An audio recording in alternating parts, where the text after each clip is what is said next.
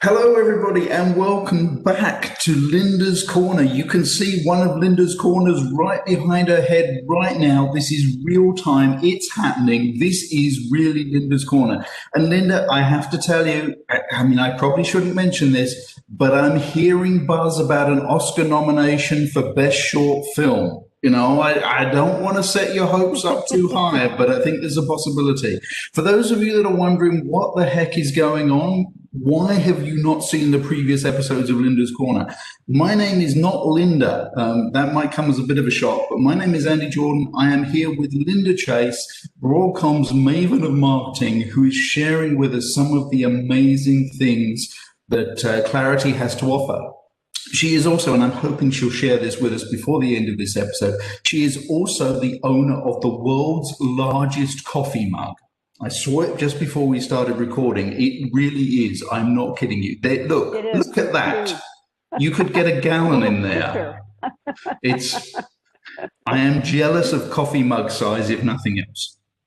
Anyway, we are here today to talk about project management, a subject that unusually for Linda's Corner, I actually know a little bit about. So Linda, I work with clients. They tell me all the time that they've got thousands of projects across hundreds of different divisions in their business, and they find it very difficult and extremely time consuming to try and enforce consistency across all those different business areas and groups and initiatives and all the rest. We need that consistency in gathering and reporting project data. It's key to how an organization operates and how it tracks and monitors what's going on. How can Clarity help with that challenge? How can they help provide that consistency and drive better decision making? Okay, that's an easy one. Let me share my screen. Give me 2 seconds here. Okay, and I do believe I am now sharing. I see it. So hopefully you can see my screen. Okay, good. All right, so we are good to go. We've got a couple different things, but what I think controls it the best, right, is our templates, because you can set up templates to be exactly what you want. So let me just click on New Project for a minute. Mm-hmm. And you can see I've got all these different templates. So from an admin perspective, I can set up as many templates as I want. I can put in milestones. I can put in roles. I can set them up with people, with all kinds of things, right? This one's got 14 milestones, 25. This one's for product development.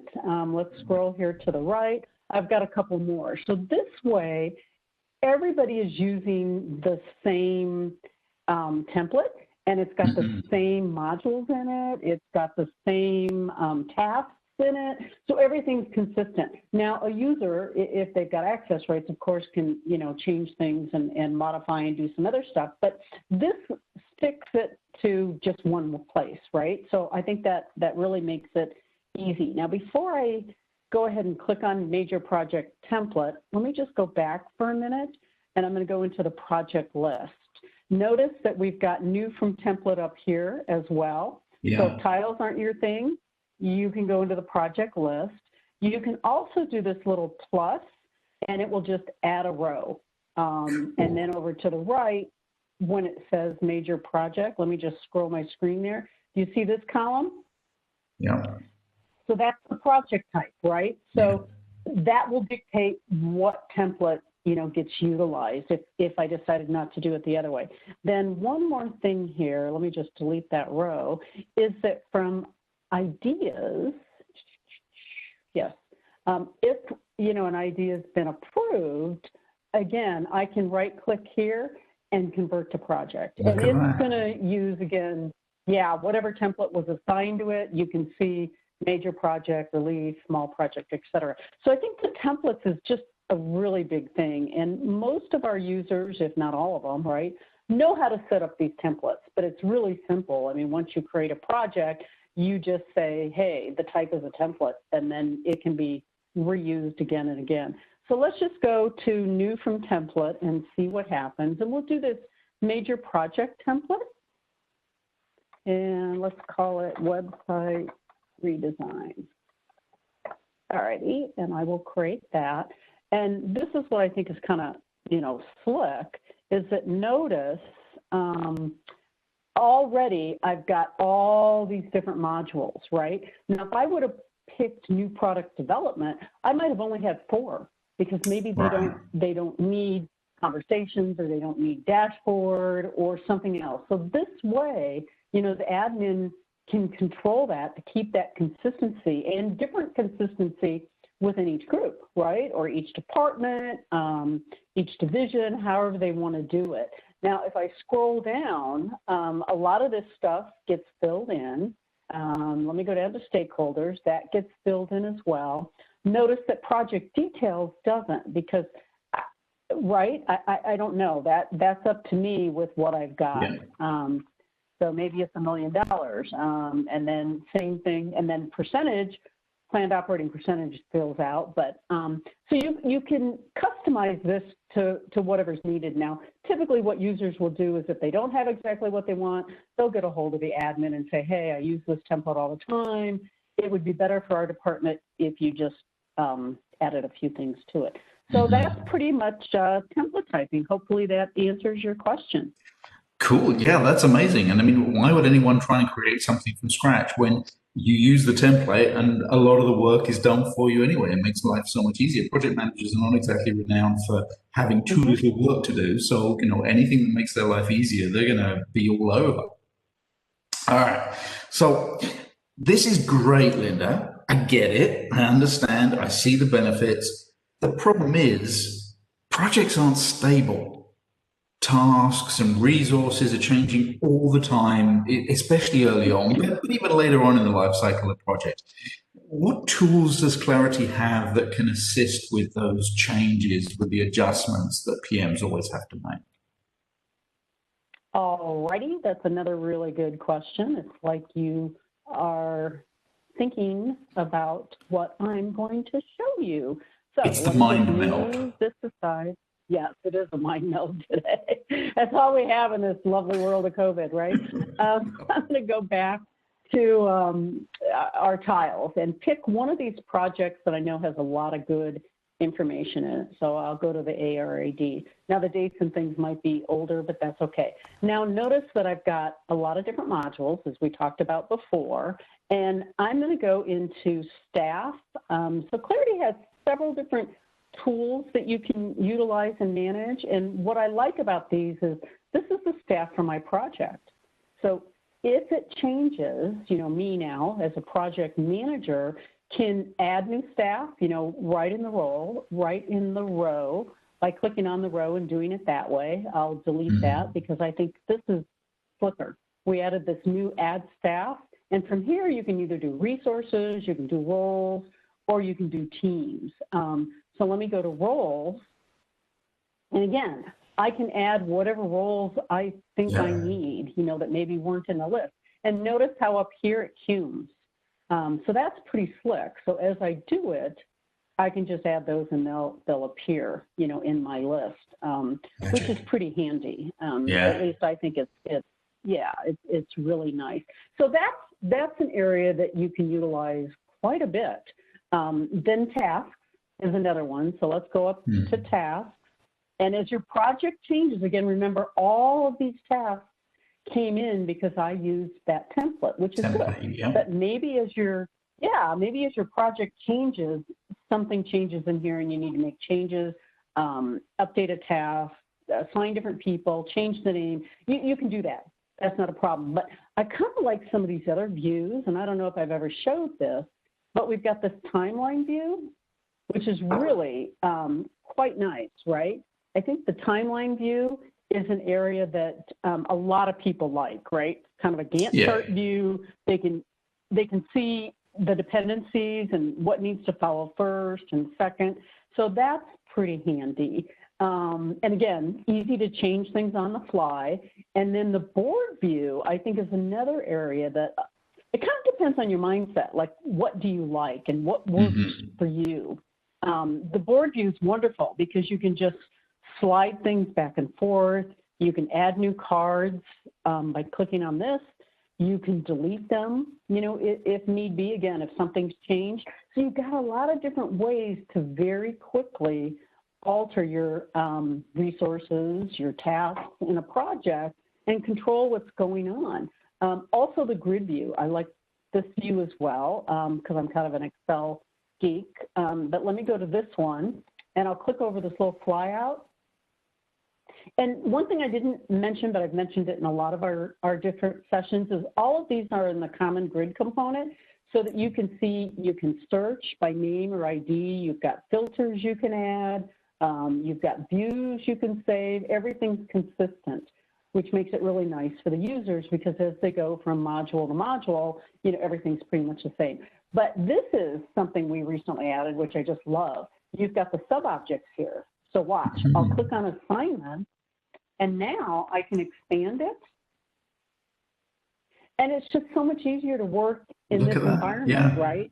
Yeah, and then if I want to add a role, I can do that same way, we did in the others. I can add resources while I'm at it if I wanted to. I can change things around. I can save my view. So again, I have a lot of different views, that are coming. I've got all the filtering, et cetera. So this is nice because this way you can do it right within your grid, and get to assignments. I can get to to-dos, I can get to a lot of other things, but we'll kind of stay focused today. So hopefully that answered your question. Yeah, and I love the fact that it doesn't matter what the background of the person who's managing the project is. They've got a view that they're going to be comfortable with. If somebody's used to working in traditional waterfall project management, they've got the timeline there. They've got the Gantt chart view that is going to be familiar to them, and they immediately feel like they know what's going on. If they're more used to working in Agile, they look at the boards and they're like, hey, this looks familiar. If you're used to working with spreadsheets, you're an analyst or an executive who's sort of, looking at spreadsheets all day, you've got something there that looks like that. So you haven't got to try and translate in your head. You've got a view that shows you the information you want in the way you want to see it, which is just awesome. Now, I know in a previous episode of this, we talked about money, my favorite topic of all. We talked about money a lot and financial management capabilities within Clarity. But what about the financial capabilities within a project that allow PMs, project managers, to manage, to track, and make adjustments where they need to control the costs associated with their projects? PMs now are spending a lot of time having to sort of account for and track that budgetary element, the cost control element. How's Clarity help with that? Well, we have lots of ways you can do that, and financials are one of the strong points, I would say, of Clarity. And when you look at our competition, we've got the best out there in the whole financial area, and we really put everybody else under.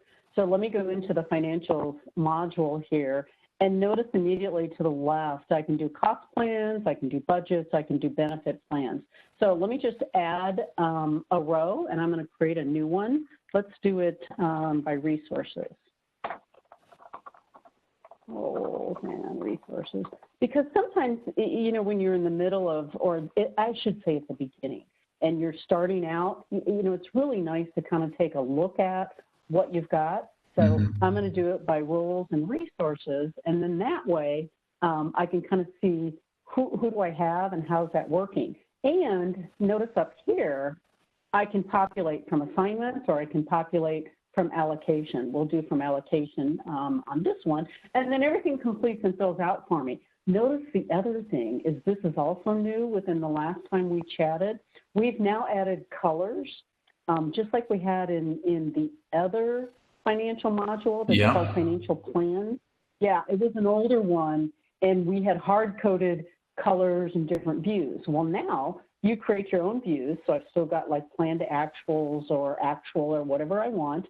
And as you add any of these columns, it will do first in, first out kind of thing. So if cost is the first column, it will give cost a color the same everywhere, right? So as I'm going from October to November to whatever, cost is always purple. The next one in will give another color.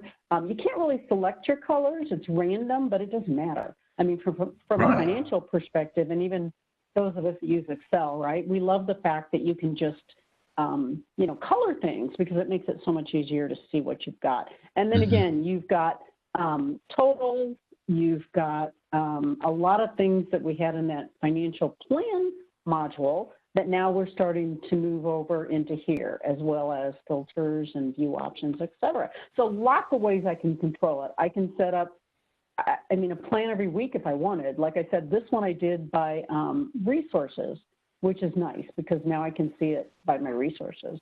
So hopefully that, again, answers your question. That's cool. I love it. And, who cares if you can't allocate the colors? The fact that they're differentiated, just at a glance, you see immediately what you want to look at, and you can make sure you're comparing like with like and making the right decisions. It's awesome. All right. When we manage projects, no one cares about on time, on scope, on budget. They care about on outcome, on benefit. We have to make sure we're always delivering our outcomes. That means that project managers have to keep stakeholders in the know, in the loop about what's happening, about the progress we're making, about the risks that we're dealing with. What do you have that will allow project managers to track and report to stakeholders on all that kind of stuff that is not necessarily that on time, on scope, on budget, but is critical to being able to achieve the outcomes that we need for the project? Okay, I've got a few things on that, some of which are my favorites, of course. We'll start with risks. What I do like about Clarity is you've got risks and issues in a lot of different areas that you can record, and notice how, I've got a couple of risks in here: underfunded, scope change, sponsorship. I've got areas that are important to me so that I could sort high to low on these and look at them. Again, same concept here where I've got the circle plus, and I can go ahead and add a new risk. Again, I won't waste your time with doing that, but you get it. It's just so easy. Now, this is what I think is kind of cool. From here, I can include any of these risks in my status report. Same thing I can do with issues and other areas of the application. So let's go into status now. And I also have a status report that you can customize. Now, not a lot, but there's enough customization in here, I think, that makes it kind of cool. So if I scroll down, notice I've got tasks and I've got issues. Now, let's say I don't really want issues. Nobody cares about issues. They want to know, the risks. I mean, maybe that's what they really care about. So over here, I've got settings, and let's let's remove issues, and we will bring in risks. And I'll close it. And then if I scroll down, notice how it brought in risks. Now, put them at the top. Right, which maybe I want and maybe I don't, or maybe I kind of want to go, hey, let's have to grab this. Let's move this around a little bit so it looks better. So I'm going to kind of change a couple things here, move them around. If I didn't want tasks, now maybe that's not something either that I want to show when I'm doing the status report. I just want my update, my key accomplishments, and I want the risks so that we can talk. Now, if I didn't want low, I would just go back over here to risks and remove this one. So let's not show that one. And we'll go back to status and notice that I've just got those two, high and medium. So I can make this what I want. And then if I hit preview, I'll get a PDF version of the report, and I most certainly can publish it. So that's pretty nice. I can keep all my stakeholders updated that way by just doing status reports based on who my stakeholders are. Yeah, and you can do it in no time flat. So the stakeholders can see the information that's relevant to them without the project manager spending 4 hours on a Thursday afternoon trying to get the custom status reports done. Not only, you heard it here first, Linda Chase, Maven of Marketing for Broadcom, said status reports in Clarity are cool. Not only are they cool, they're effective, efficient, and downright informative. And how many of us can say that about our status reports that we spend so much time hating and loathing and despising? The system does it for you and it gives you the information that is relevant for all the stakeholders. What more could any of us ask for? Linda, this has been absolutely awesome, of course, because it's always awesome in Linda's Corner. We have demonstrated over the last sort of several episodes of this some of those strategic portfolio investment management related elements of clarity. But now we've demonstrated that for the project manager who's down in the trenches and working with their teams to actually deliver all this work, it's not only a powerful tool, it's a tool that makes their life easier by automating and simplifying so much of the work, which frees the PM up to focus on what really matters, on leading the team, on creating an environment where success can happen. I don't know why anybody would want anything more. Linda, it's been awesome. Thank you so much. And everybody, thank you for joining us for this episode of Linda's Corner. Join us again next time because you can never be too sure what we're going to discover when we look in yet another one of Linda's Corners. Okay, thanks, Andy. Have a good rest of your week. You too.